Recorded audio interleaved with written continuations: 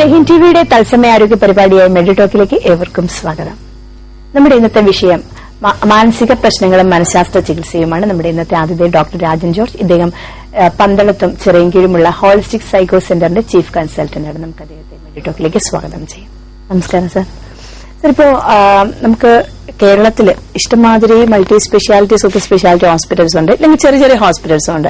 ഇപ്പൊ അതുപോലെ തന്നെ ഒത്തിരി നിരവധി ഇപ്പൊ സ്ഥാപനങ്ങളിലായാലും ഇല്ലെങ്കിൽ ഓഫീസുകളിലായാലും അല്ലെങ്കിൽ കൌൺസിലേഴ്സിന്റെ പ്രാധാന്യം വളരെ കൂടിക്കൊണ്ടിരിക്കുന്നു.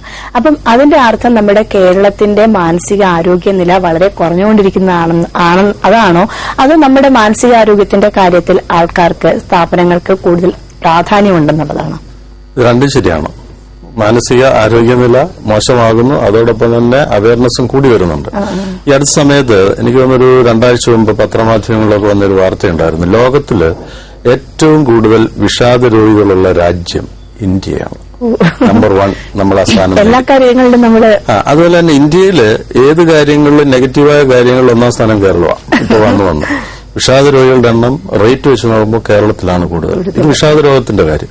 എല്ലാ തരത്തിലുള്ള മാനസിക രോഗങ്ങളും അസ്വസ്ഥതകളും നമ്മൾ മുന്നിലാണ്.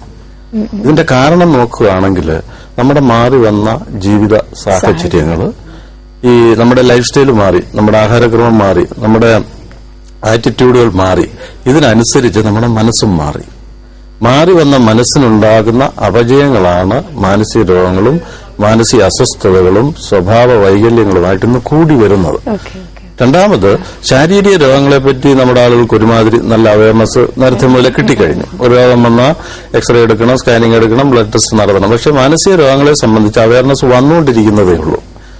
ശരിക്കും ഉള്ള അവയർനെസ് നമുക്ക് വന്നുകൊണ്ടിരിക്കുന്ന ഓരോ പ്രോഗ്രാമുകൾ കണ്ടും വായിച്ചറിഞ്ഞും മനസ്സിലാക്കി എന്താണ് മാനസിക രോഗങ്ങൾ, മാനസിക രോഗം ഉണ്ടോ ഇല്ലയോ എന്ന് പോലും അറിഞ്ഞുകൂടാത്ത ആളുകളാ കൂടുതലും. പലപ്പോഴും എന്തെങ്കിലും ഒരു പ്രശ്നം വരുമ്പോൾ അതൊരു നമുക്കൊരു രോഗാവസ്ഥയാണെന്ന് തിരിച്ചറിയപ്പെടാതെ പോവാണ്.